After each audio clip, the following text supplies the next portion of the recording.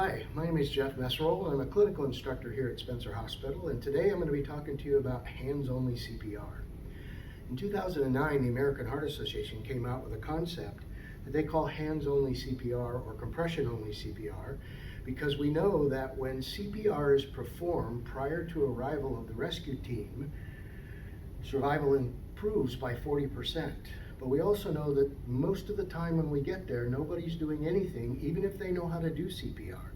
And it often stems from the fact that they don't have a barrier device and they don't want to do mouth-to-mouth on this patient. And we can understand that. But what we also know is that when an adult collapses suddenly and needs CPR, they have plenty of oxygen in their bloodstream. They just need to have it circulated with chest compressions. In fact, they don't need a breath for the first 6 or 8 minutes. So hands-only CPR could circulate oxygen and keep the vital organs alive until help goes there.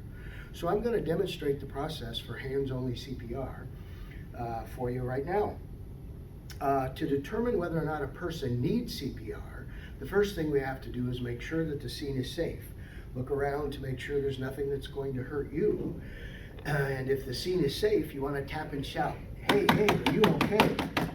And if they don't respond, you tell somebody to call 911 and get an AED. And while they're gone doing that, you're looking to see if they're breathing. And if they're not breathing and they didn't respond when you shook them, they need chest compressions.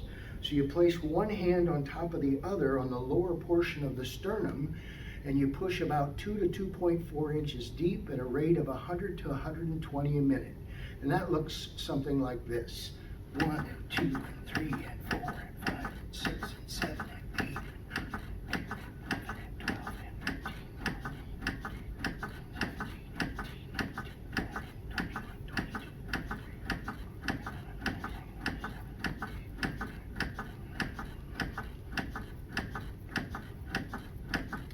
2 minutes is a long time. A person may not think it's a long time until they have to push hard and push fast on somebody's chest.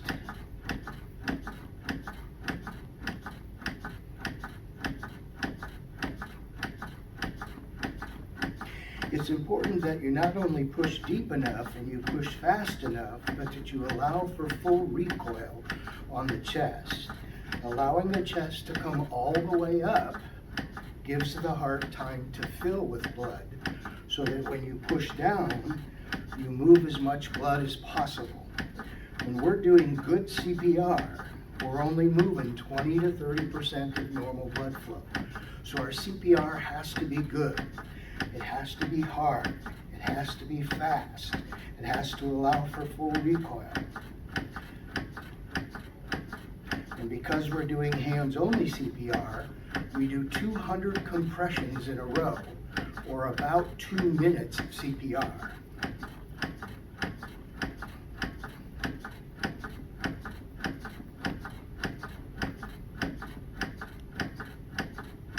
I'm almost there.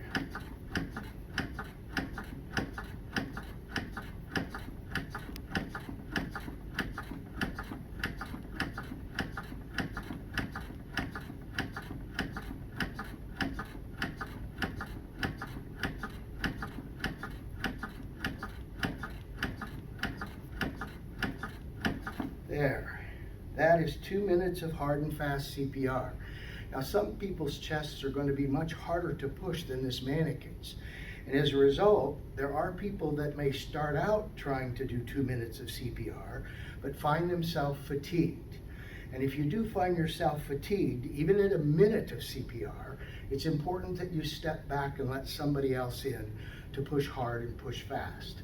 Because our CPR has to be good in order to move enough blood to keep those vital organs alive until help can get there. Now, another thing that's going to improve a person's chance of survival is to use an automatic external defibrillator or an AED. Now, an AED is a computer that's able to identify a rhythm that the patient may be in and shock that patient in order to reset the heart so that it can start back up again. And so to apply an AED, you just open the lid. Some AEDs are fully automated. In other words, when you open the lid, they come on, they start making noise, and they tell you what to do.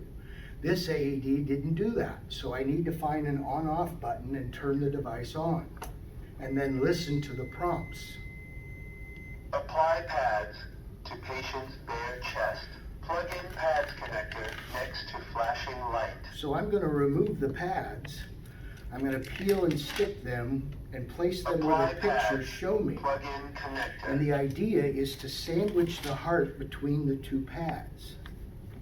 And the heart lies about there in your chest. Then I'm going to plug in the connector. Apply pads. Analyzing heart rhythm. The device is going to look to see if the patient is in a shockable rhythm. We shouldn't touch the patient. Shock advised. The device is going to charge, and if it charges quickly, like this one, there's no need to do compressions. Clear of patient. Deliver shock now.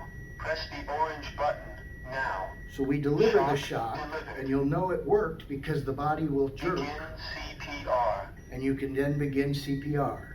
And that noise you hear is a rate of 100 a minute. So it helps us keep our pace.